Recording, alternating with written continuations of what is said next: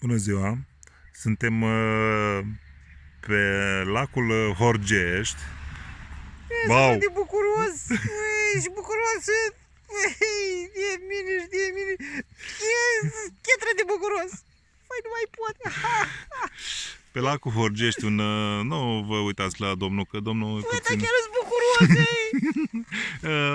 Vă prezentăm puțin frumusețele naturii. Ești așa de bucuros! Spuneți, vă rog, spuneți. Ești așa de bucuros! Păi, până și fiderul ăla și fiderul e bucuros! Uite-le că cum stă țapăn! Nu se mișcă deloc, e așa de sfânt! Dar spuneți-ne, vă rog, cum ați abordat această partidă? A fost pervers.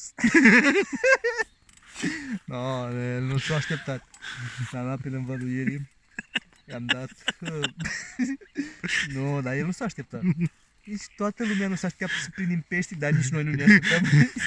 Și i-ați dat așa frumos, plantate, nu? Vedeți? Plantat. Ia uitați-vă, Fix două. în zona aia, cam în zona aia acolo, așa. I-am dat. Și este ceva. Cu ce ați, la cârlig mă refer, cu semințe, cu... Am dat niște păpănele, micuții. Dipuite? Da, este o rețetă specială, făcută pentru această partidă scurtă de 24 de ore. Noi ne așteptăm să... Avem niște rezultate, da. Noi nu cum avem rezultate, că pe noi rezultatele ne rezultă. Da, din cauza rezultatele rezultăm niște... Nu, pe noi nu trebuie. Noi suntem Este deja. necesar, da. Noi suntem deja, nu trebuie Așa. să ne vină nouă cineva ca să ne facă ceva. Noi suntem. Am înțeles, da. Deci, această partidă este o partidă... Arătați-ne, vă rog, cam pe unde le-ați Deci, proptit? Bărcuța aia care, vedeți bărcuța aia, nu e a noastră. Aoleu, ăsta ne fură peștele. Noi acum pescuim la rățușcă.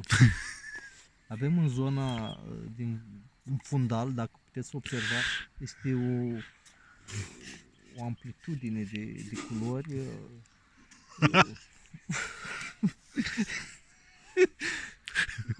Deci...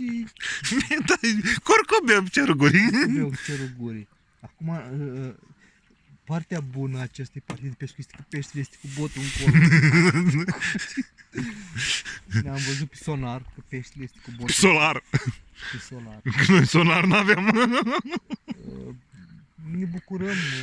Da, eu când te văd pe tine așa de bucuros, deci sincer, Băi, și eu, mi-ai introdus așa o stare de bucurie, deci nu știu cum... Cum ți-o introduc mai târziu. Nu, eu vorbeam de bucurie, băi, porcule, vorbește frumos, ne aude lumea.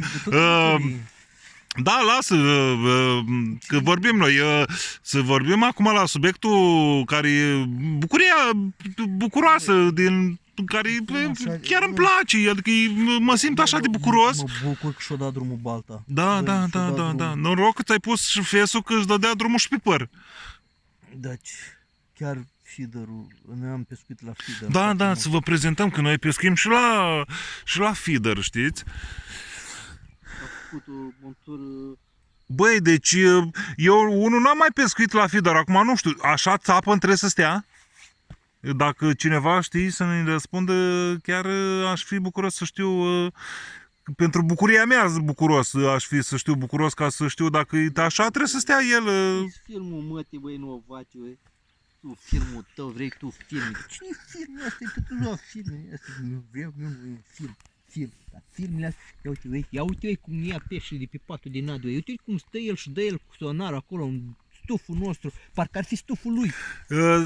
Și acum, pentru încheiere, vă rog frumos să-i transmiteți un gând bun, o urare pentru... Băi, mă bucur, sunt atât de bucuros, băi, mă bucur că trebuie să le iei ușor, vorba unui prieten. Băi, nu-ți bați joc asta, da, știm, nu-ți bați joc, adică nu... Trebuie să dai, nu-l bați așa Da. Băi, important este că ne simtem bine. Băi, nu, ca încheiere așa, deci ca să tragem o concluzie, deci le iei ușor, nu-ți bați joc.